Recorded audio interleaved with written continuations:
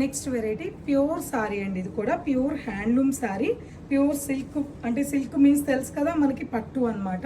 All over sorry sequence weaving ఉంటుంది. అంటే ఇది సారీ అయిన తర్వాత మగ్గం వరకు అట్లా చేసింది కాదు.